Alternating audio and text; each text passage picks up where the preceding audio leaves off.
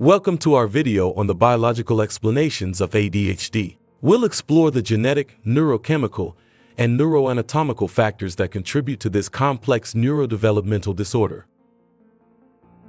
ADHD is characterized by symptoms of inattention, hyperactivity, and impulsivity. While environmental factors play a role, biological explanations provide critical insights into its underlying mechanisms. Genetic factors are significant in ADHD, with studies suggesting that genetic predisposition accounts for about 70 to 80% of the variance in the disorder. This high heritability highlights the importance of genetic influences. Several genes involved in dopamine regulation have been implicated in ADHD. The dopamine transporter gene, DAT1, and dopamine receptor D4, DRD4, are key genes that affect dopamine transport and signaling. Variations in the dopamine receptor D5, DRD5 gene also support the role of dopamine dysregulation in ADHD. These genetic factors contribute to the disorder's complex nature. Dopamine dysregulation is a well-established biological explanation for ADHD. Reduced dopamine levels in certain brain regions can impair attention and executive function.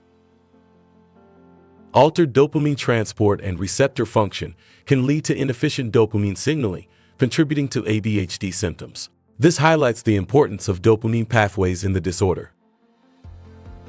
Norepinephrine, another neurotransmitter, is involved in attention and arousal. Abnormalities in norepinephrine pathways, including variations in the norepinephrine transporter gene, NET1, have been linked to ADHD.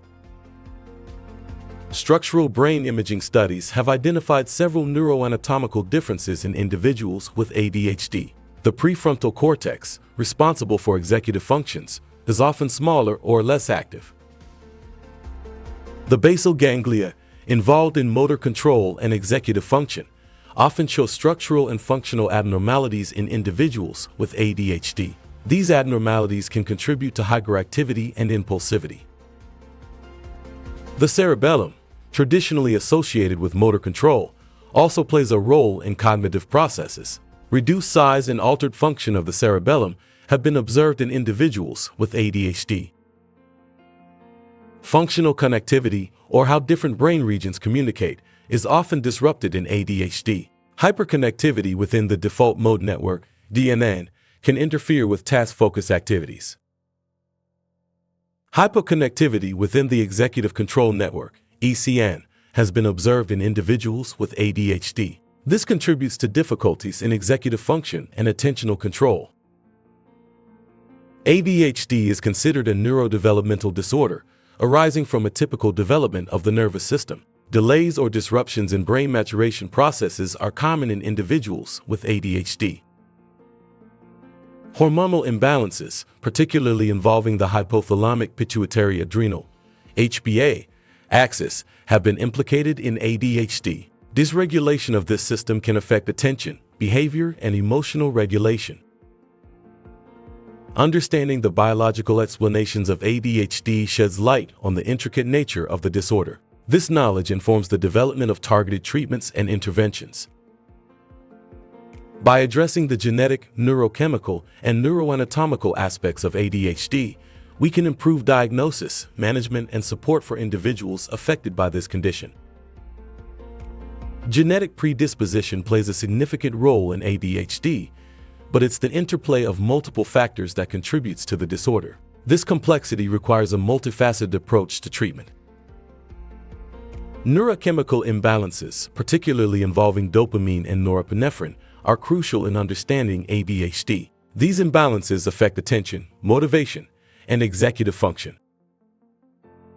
Neuroanatomical differences, such as those in the prefrontal cortex and basal ganglia, highlight the structural aspects of ADHD. These differences contribute to the symptoms and challenges faced by individuals.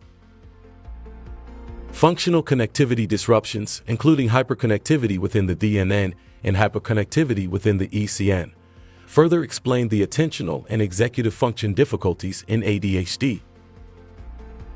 Physiological factors, including neurodevelopmental delays and neuroendocrine imbalances, add another layer of complexity to ADHD. These factors influence the disorder's manifestation and progression. Thank you for joining us in exploring the biological explanations of ADHD. By understanding these factors, we can better support individuals with ADHD and improve their quality of life.